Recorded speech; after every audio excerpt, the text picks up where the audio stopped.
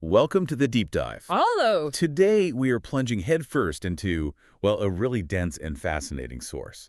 It's a transcript from Real Time with Bill Maher, the episode from May 30, 2025. Right. And our mission here is basically to cut through all the noise, unpack the main conversations and pull out the surprising bits, the different viewpoints. Exactly, so you can get informed quickly Huh. and deeply on what was discussed in this specific material. Yeah, and there's quite a range in this transcript. We've got everything from political figures and their reported actions, big tech shifts, social issues, cultural commentary. It covers a lot of ground, so think of us as your guides here. We'll point out what struck us, why it seems to matter, just like we're digging into these sources together with you. Okay, sounds good. Where do we start? Okay, let's jump right into the political landscape as it's captured in this source. It really kicks off looking at former President Trump, specifically the tone he was reportedly setting around that time. Yes, the transcript mentions his mood was described as foul. And it gives some pretty specific examples of his language. It does. That Memorial Day tweet, for instance, the source quotes him saying, "Happy Memorial Day, everyone, including the scum, really, who spent the last 4 years trying to destroy our country." Which is certainly a unique way to mark a holiday. Right. And then there's a quote from a Kennedy Center speech about the 2020 election. He apparently said, "They rigged it. I'm going to run again, and I'm going to win, and I'm going to shove it up their ass." Wow. And the transcript even includes Lindsey Graham's reported joke response to that. Yeah, supposedly Graham quipped, "It was me, I rigged it." Okay. It definitely paints a picture, according to the source, of a continued, pretty aggressive focus on that past election. It seems so. And the source suggests this tone wasn't just domestic. It mentions a reported tweet war with Putin. Oh, yeah. What did it say? Well, Trump's quoted saying Putin was killing a lot of people, went crazy. And Putin's reply, according to the transcript, was tweeted as, "The President of the United States is experiencing emotional overload." Quite the exchange there, diplomatically speaking. Indeed. Beyond the big players, the transcript also throws in a couple of other sort of political anecdotes that give you a feel for the moment it's capturing. Like the thing about Mrs. Macron. Exactly. The source notes she apparently hit her husband getting off a plane. He tried to pass it off as marital play. And then the transcript includes a joke about France immediately surrendering. It's a strange little detail they included. Definitely vivid. And then there's the whole issue mentioned with RFK Jr.'s health report, the Make America Healthy Again one. Right. What was the claim there? The source claims parts of it were actually written by AI, and that the AI, it hallucinated things, included made-up studies. Oh, wow. Yeah, leading to RFK Jr., as the transcript puts it, eating crow. That's concerning. It really raises questions about using new tech in official stuff, especially something like public health, without, rock-solid fact-checking. Absolutely. Huge potential pitfalls there. And speaking of tech figures kind of in that political orbit, Elon Musk pops up in the source, too. Right. There's a quick mention of the Starship rocket issue. Yeah. And that term the SpaceX engineers apparently use. Oh, the rapidly unscheduled disassembly. That's the one, followed by a joke in the source about autistic people and humor. Yeah, that term definitely stands out. But the bigger thing about Musk in the source comes from the New York Times story they mentioned. The one alleging intense drug use during the campaign. Yes, citing things like ketamine, ecstasy, mushrooms. And the transcript quotes commentary on some, let's say, graphic alleged impacts of bladder function issues, but Clearly not his sperm, as the source puts it. right. And the source also notes his changed relationship with the administration. He's officially no longer part of it. But Trump thanked him as a special government employee. Yeah, and looked forward to their next chapter where, quote, he pretends they never met. It definitely captures a complicated dynamic, at least as the source presents it. It certainly does. Yeah. And sticking with Trump for a moment, the source really digs into claims about corruption, specifically around his pardons. There's one example that's pretty striking. A nursing home executive allegedly stole employee paychecks. Yeah, and the source claims the executive's mother supposedly had dinner with Trump, gave him $1 million. And then the executive got pardoned. The commentary on that in the source was sharp.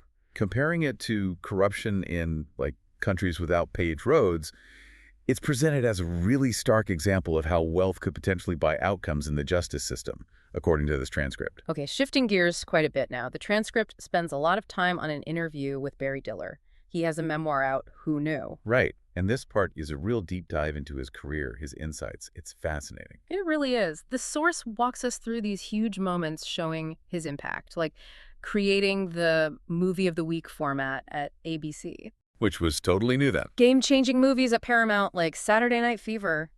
Starting the Fox network when everyone said a fourth network wasn't possible. He was early on QVC too, the home shopping fit. And leading Expedia Group. They mentioned Travelocity briefly too. It's quite a list. Diller himself jokes in the transcript that the summary sounds like his obituary. Yeah. But it really shows the breadth of his influence over, well, decades. And he brings that forward-looking view to a massive topic now, AI. Right. He talks in the source about how nobody really knows where it's going, but he seems convinced it's coming sooner than anyone ever thought. He mentions general intelligence, which he defines as intelligence true beyond genius, maybe arriving in just the next year or two. Yeah, and he makes this incredibly bold historical comparison. He says it'll be a complete radical transformation, unknown consequences, some good, some horrific. And that most of us will probably live through it. He says it's 1,000 times more consequential than the Renaissance. Wow, that really stops you. His reasoning in the source is that the Renaissance was rediscovering old knowledge, but AI is something fundamentally new. It's a powerful frame for the potential scale of this change. He also has a pretty strong take on tech's dominance over Hollywood. What's his view there? As the source presents it, he basically says Hollywood is over. Not that movies stop being made, but the old studio system can't just absorb new tech anymore like it did with video or cable. And why is that? How are the new players different? Well, his explanation in the source is that giants like Netflix and Amazon are just fundamentally different beasts. Yeah. Netflix is mainly entertainment, sure. But Amazon Makes hair scrunchies and 19 million other products, as he puts it. right, and Apple makes phones. They have these other massive businesses. So traditional media companies are becoming secondary. That's his argument, yeah. Maybe just a flex for their girlfriend Netflix. He says Netflix basically won about 5 years ago, and no one will come near it. He sees this power shift to tech as a huge development, and maybe one with not the greatest consequences. That's a pretty blunt assessment from a media insider like him. The source also talks about how Diller uses his wealth, what the transcript calls you money. Yeah. Using it for public good, building things like public parks and institutions, the High Line, Little Island in New York. Franklin Canyon in L.A. Right. And he reflects in the source about how amazing it is to create things for the public that last for decades. Says it often takes someone a little crazy with the will and the money. It's shown as a different kind of legacy than just business. And maybe the most personal part of that interview, in the source anyway, is when he talks about being gay when he was young. The secrecy around it. He describes it as the central issue back then, like having an anvil over your head. But here's the twist he brings up in the source. Yeah. He thinks that huge personal fear actually made him less afraid in business. Allowed him to take all sorts of risks. It's a fascinating connection, right? Mm-hmm. How managing one fear might have freed him up elsewhere. Definitely. He notes that time of intense secrecy is thankfully over, mostly. But he still thinks it can be tough for young people today. It can kind of rob you of adolescence, make you feel separate. And he mentions this idea of maybe trying to make up for the last era of our life, suggesting that early difficulties can become unexpected tools later on. Yeah, a really thought-provoking angle on how struggles shape us, as he shared it in the transcript. Okay, moving from personal history to, well, the history being made right now.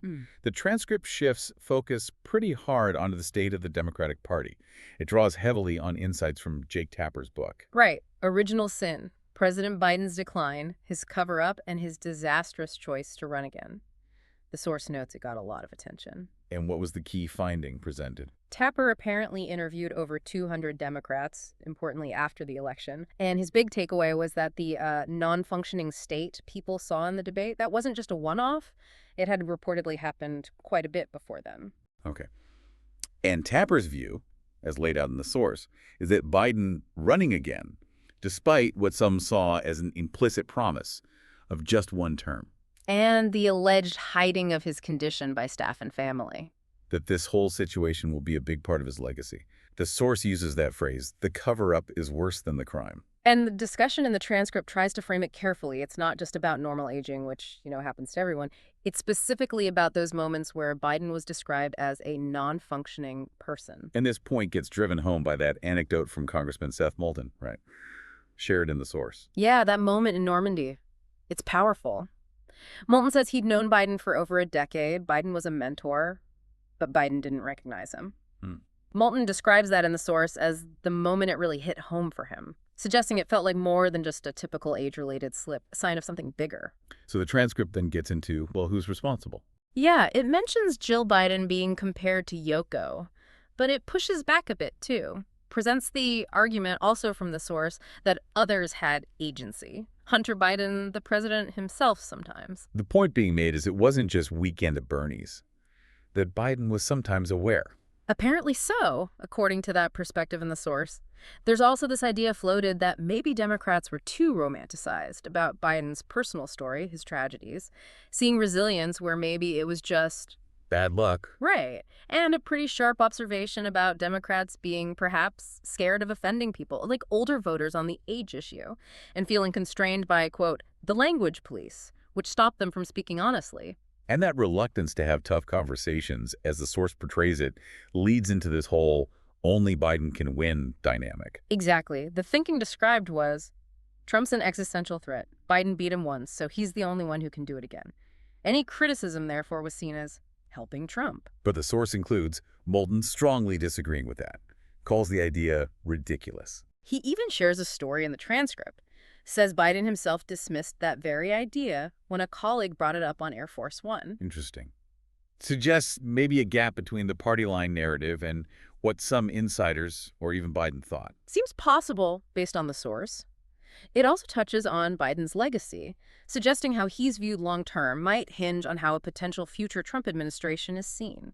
And Moulton's call for Democrats, as the transcript captures it. It's basically, start winning again, be honest.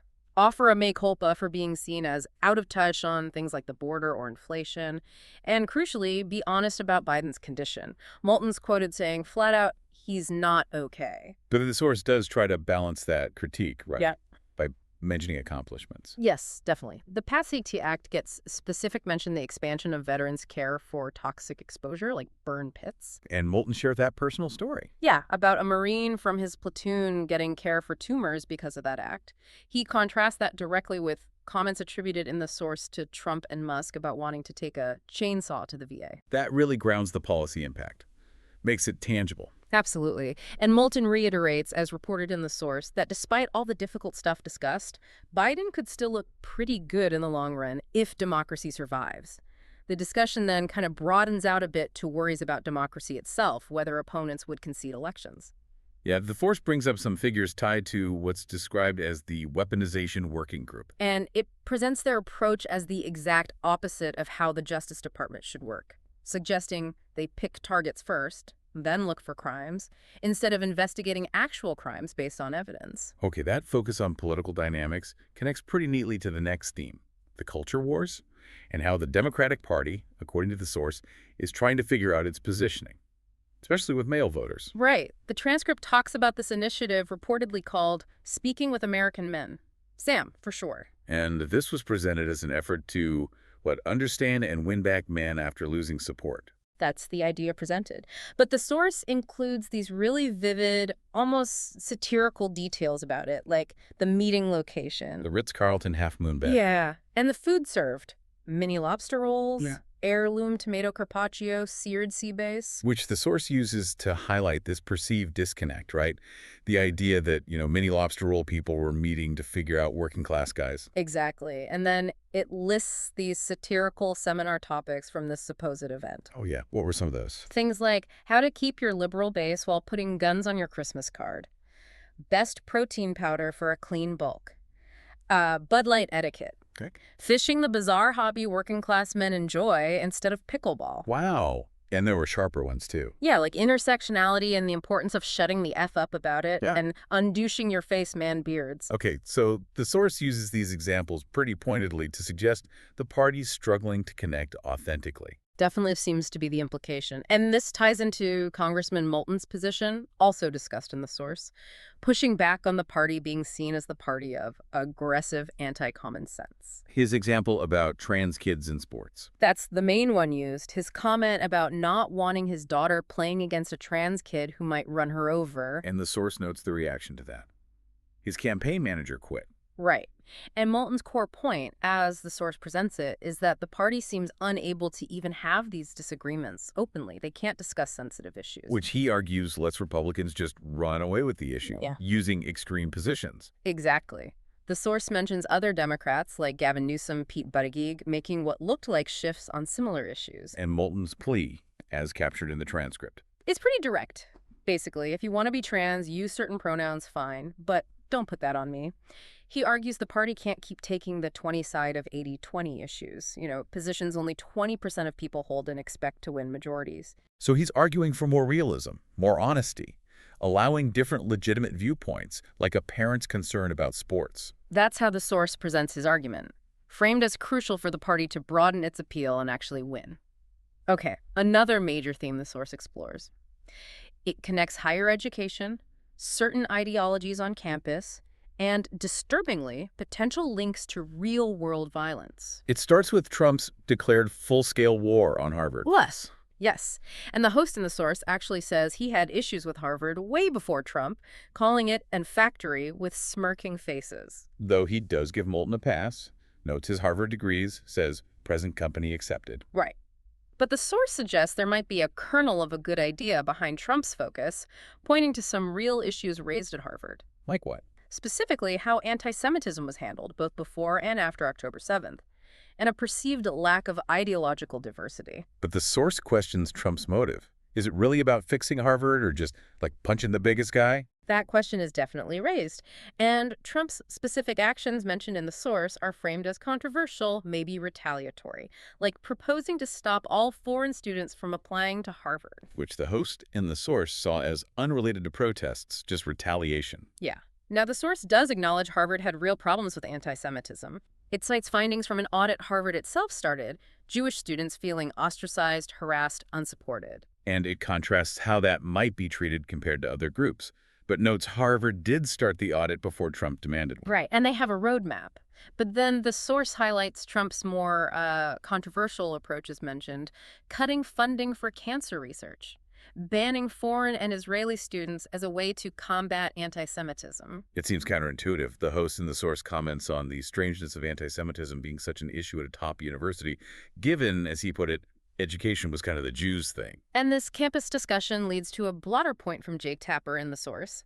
He argues a core issue is this academic theology of oppressor and oppressed. How does that work, according to the source? It's described as this framework that forces you to pick sides.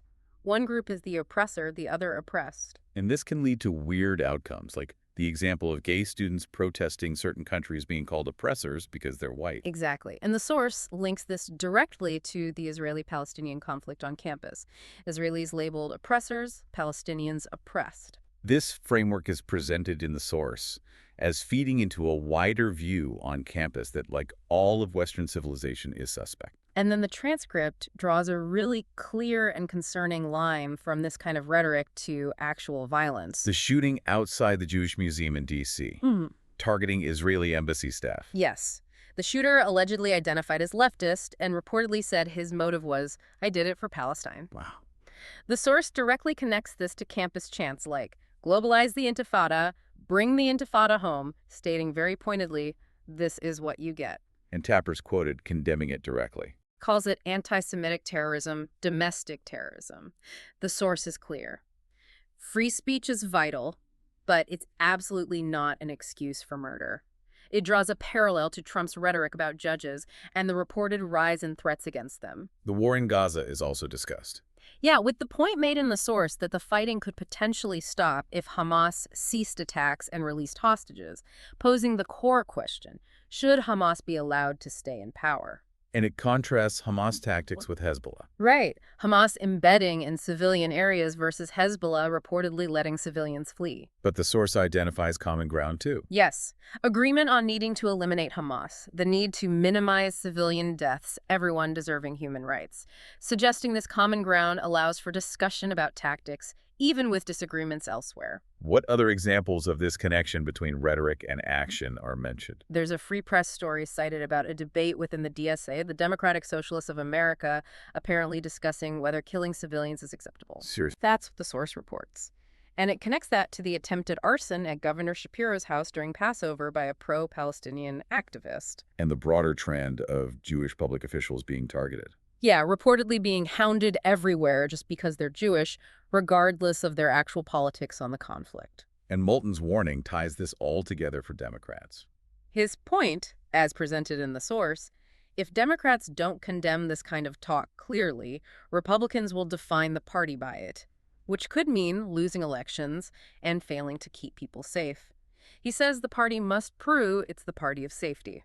And finally, the transcript wraps up with the New Rules segment, some cultural commentary, including a pretty deep dive on Me Too, looking at it through the Diddy trial. Right. But first, there are a few quicker hits from that segment in the source. Like the cat in the Costa Rican prison, with drugs taped to it. Yeah, leading to the joke in the source that a dog probably tipped off the guards. Or Mary Lou Retton's DUI arrest mentioned, and the joke about her walking a straight line. There's also a photo described, meant to show a stay-at-home dad, with the caption noting he remembered the sunscreen. And Brendan Leo, the Jeopardy champ living at home, dubbed a stay-at-home son in the source. Yeah, with the host in the source asking, why is this smart 27-year-old unemployed and living with his parents? And that product, mom water, vodka in a can. Leading to a joke in the source about taking Stoli to the playground. So yeah, some lighter observational stuff there. But then the source really focuses on Me Too, prompted by the Diddy trial, discussing the complexity of the allegations against him. Right, everything from alleged violence and jealousy to allegedly paying a man to watch him have sex with Cassie. And the source proposes holding two thoughts in your head about it. What are they? First thought, Diddy is, quote, a bad dude, an alleged violent sicko-hole who belongs in jail, acknowledging the seriousness of the claims. Okay, and the second thought, presented as a potential new rule. It's basically that because things have changed significantly since the start of Me Too, the new expectation should be, if you're being abused, you gotta leave right away. Now, the source acknowledges why women didn't always leave in the past. Right, absolutely. Lack of accountability for guys like Cosby or Weinstein, feeling like you needed mountains of receipts because justice wasn't likely, the role of enablers. All that historical context is mentioned. But the core argument presented in the source is that the landscape has shifted now. Dramatically, it argues. Cosby, R. Kelly, Weinstein, Nasser, they're in prison. Epstein's dead. Reporting is up post-Me Too.